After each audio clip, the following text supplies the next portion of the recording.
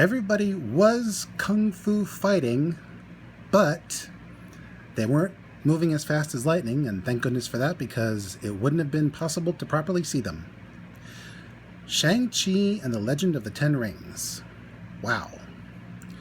For a comic book I've never even heard of, this was very impressive. Now, the original comic, it came out in the 70s, and it probably wouldn't fly today, if you know what I mean. But they took what could have been offensive and made it a Chinese and American fusion action adventure fantasy drama comedy that I think everyone will enjoy. Yes, even the stuck-up Chinese government. And no, I'm not going to apologize for calling the Chinese government stuck up. That's actually the most mild thing I could say. Hashtag free Tibet. Anyway, the movie is basically this former assassin who turned away from his dark side because he didn't like the person he was looking at in the mirror. And his dad, who is this immortal warlord, but who, through the power of love, excuse me while I gag, decided to just retire. Unfortunately, his past catches up with him, and that's what leads the star of the show to become an assassin, and eventually give up being an assassin because, like I said, he did not like the person staring at him in the mirror. Unfortunately, we can never fully disconnect from our pasts, especially when it's a checkered past. So he has to hook up with his sister and confront his father and find out whether or not his mother is alive. And all of this stuff leads up to a payoff that is well worth sitting through over 2 hours of movie. The cast is unbelievable. The dude playing the actual Mandarin, who's actually not a Mandarin, he's just a warlord. The current owner of the Ten Rings, I should say, which actually are magical items, possibly alien, possibly interdimensional, possibly the shoelace hole frames of some celestial shoes. Anyway, the guy playing the main quote-unquote bad guy is not all bad. We see that he has a good side, and his wife nurtured that good side.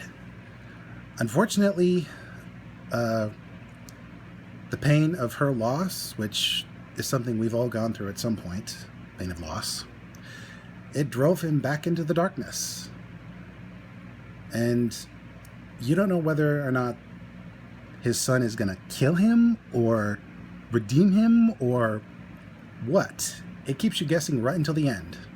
But trust me when I say the payoff is satisfying.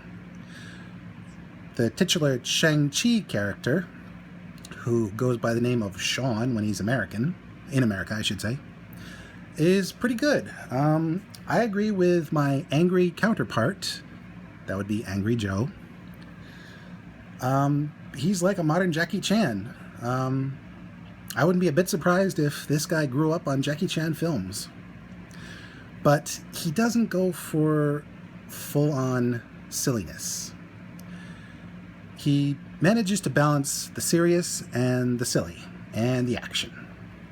As for Awkwafina, aka Nora from Queens, there is no trace of Nora in there whatsoever. Well, maybe a tiny bit when they do karaoke, but other than that, Awkwafina plays a comic relief hero sidekick who is actually competent and doesn't crack one-liners when she's not supposed to, and ultimately is true hero support. I'm not going to spoil things, but let's just say Shang-Chi and Awkwafina are good partners in crime fighting. And I will spoil this. They don't necessarily get romantic. They're best friends. And that's refreshing. I mean, gender opposites don't necessarily need to become a couple when they partner up for an adventure. As for the rest of the cast, they were awesome.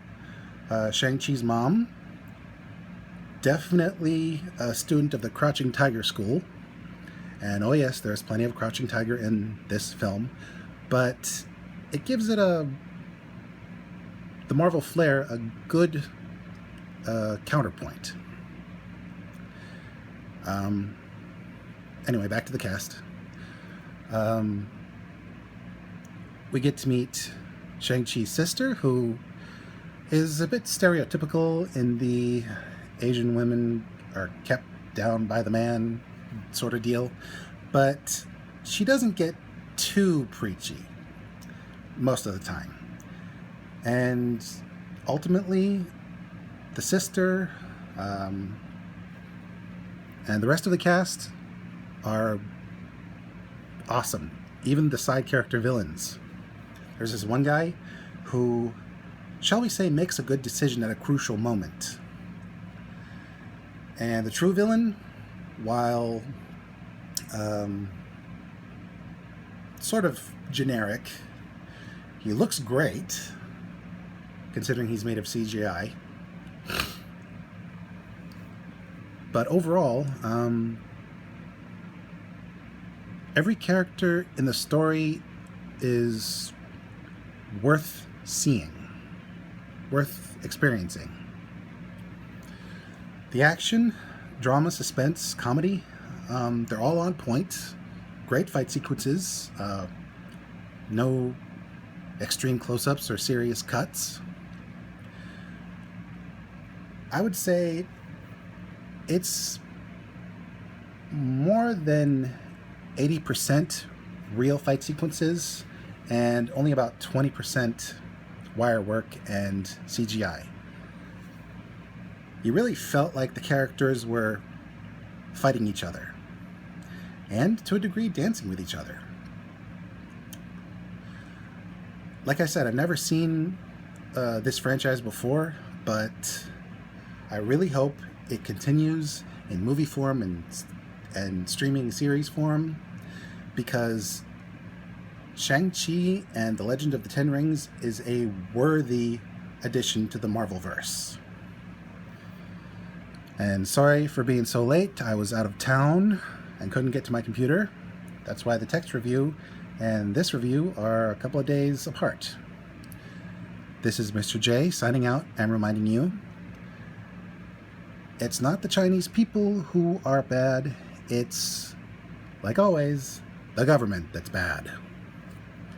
#FreeTibet.